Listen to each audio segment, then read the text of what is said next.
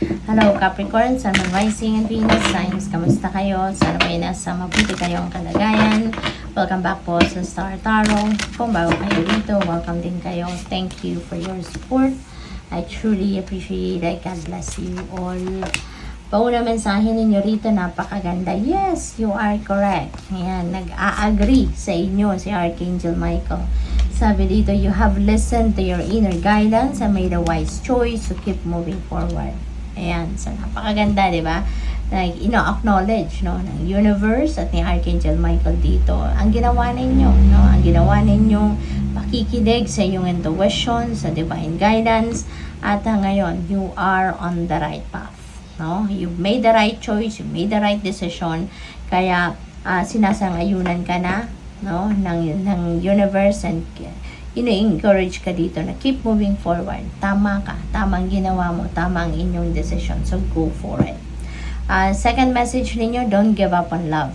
Okay? For some of you, siguro baka mayroong pinagdadaanan, no, ang inyong relasyon, at if you feel like, you know, it is worth saving yung relasyon, then go for it. Ipaglaban mo. Wag mong sukuan. But if it's toxic, then that's a different story. Diba? Kailangan use your own judgment and discernment on this situation. Kasi iba-iba tayo ng sitwasyon. Iba-iba kayo ng sitwasyon, mga Capricorn. No? Kaya depende sa inyong sitwasyon, but pakinggan ninyo ang bulong ng inyong puso. Okay? But pakinggan ninyo. Dahil kayo ang tanging nakakaalam ng kung ano ang inyong nararamdaman towards your person. Sabi rito, a relationship you cherish can be healed, no? Pwede pang maayos if there's room for growth, if there is room for fixing it, 'di ba? Mararamdaman mo 'yan, makikita mo 'yan sa partner mo. Allow me to clear the way for forgiveness so that love can thrive again. Ayan, yan din ang pakiusap sa inyo ni Archangel Michael, no? Hayaan mo siya, payagan mo siya, no, na ma-clear niya yung daan para sa pagpapatawad, no, so that love can thrive again, so that mabigyan ng panibagong pagkakataon, ano, ang inyong relationship na magbago, mas maging na maayusin, kung pwede bang ayusin, no. So your next message is prioritize self-care. Okay, sabi rito, you do so much for others. It's time for you to experience the love you deserve and let others help you. Okay? Kasi maaaring ang karamihan sa inyo rito, you've been prioritizing serving other people, you've been prioritizing taking care of other people. Nag-aalaga kayo na maraming tao sa paligid ninyo, maraming bagay-bagay ang inaasikaso ninyo, but yourself. Siguro, sa sobrang kabisihan ninyo, sa trabaho, kabisihan ninyo sa career ninyo, diba? Nag-aalaga kayo, maybe you're a caregiver, you're a nurse, nag-aalaga kayo ng mga tao, nasa medical field kayo, pwedeng ganon. Pero yung sarili ninyo, naniniglect ninyo, yung sarili ninyong pangangailangan, yung sarili ninyo, hindi ninyo naaalagaan. Kaya ito yung panawagan sa inyo. This time, prioritize yourself. Prioritize self-care. Okay? Alagaan din ninyo ang inyong sarili. While you are taking care of other people, take care of yourself at the same time. Okay? So, vibration is rising. This is a time for great spiritual growth for you. Okay? You are evolving to occupy a higher energetic frequency. Napakaganda.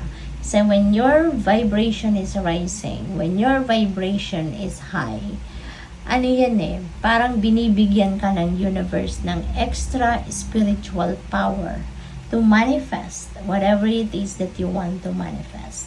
Binibigyan ka ng spiritual power na magawa mo, madala mo sa inyong 3D reality, yung kung ano man ang mga bagay na gusto mong ma-experience sa buhay ninyo. Gusto mong matupad, mga goals, mga dreams, mga wishes ninyo, yung gano'n.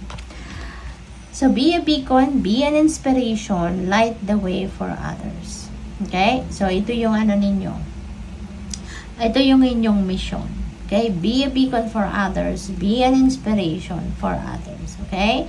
So, light the way for others. Siguro, isa kayong, siguro yung magiging trabaho ninyo or trabaho ninyo siguro sa ngayon is Maybe you are a spiritual guide, a spiritual counselor, you're a teacher, maaari you're a mentor, diba? Motivational speaker, yung mga ganun ba, no? Na you are inspiring many people by the words you share, by the wisdom that you share, yung mga ganon.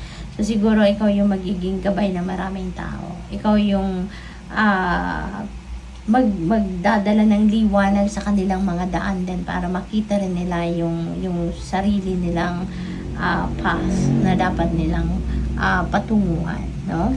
What else? Go with the flow. Relax and trust. Accept what is happening. Ayan. So, instead na kumontra kayo sa mga pagbabago na nangyayari, instead na ipagpilitan ninyo yung kung ano yung mga gusto ninyong mangyari, kung ano yung mga ine-expect ninyong maging resulta ng mga ginagawa ninyo, instead of doing that, just trust the divine. Just go with the flow with life. I-surrender nyo na lang yan sa divine universe and allow the destiny to unfold in an organic way. That way, magiging stress-free kayo. That way, mas magiging relaxed kayo. 'Di ba? So, just accept what is happening. Just embrace kung ano man ang mga nangyayari. Kasi,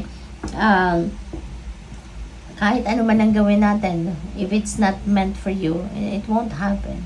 If it's not meant to happen, talagang hindi rin yan ibibigay sa'yo. Kung hindi yun ang para sa'yo. If it's not the best for you, diba? Hindi rin. Wala ding mangyayari.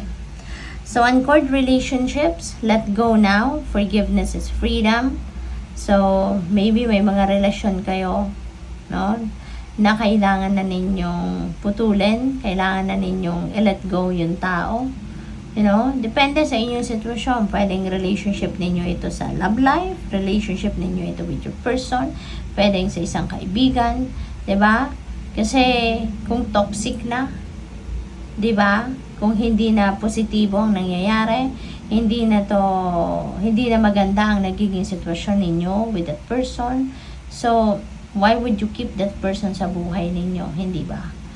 Kung ginawa na ninyong lahat, nag-effort na kayong lahat, 'di ba? Ginawa na ninyo ang lahat para maiparamdam mo yung inyong pagmamahal, yung pag-aalaga, concern, pero kung hindi naman yan na-appreciate at binabalik sa iyo, kayo pa ang nagiging masama, then parang, 'di ba? It's about time na to uncord that relationship. 'Di ba? So, depende sa inyong sitwasyon, no? Kasi this is a reading for the collective. So, it might resonate with you. It might not.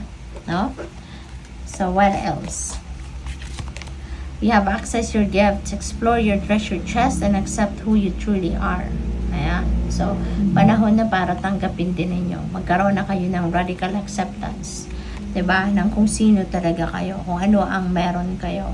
Ano yung mga talents, skills, and gifts ninyo. Kasi maybe, alam niyo, you're aware that you have that gift, you have that spiritual gift, pero maaaring for the longest time na alam niyo hindi niyo ito matanggap, 'di ba? Hindi niyo ma-acknowledge because maybe you're denying it sa sarili niyo.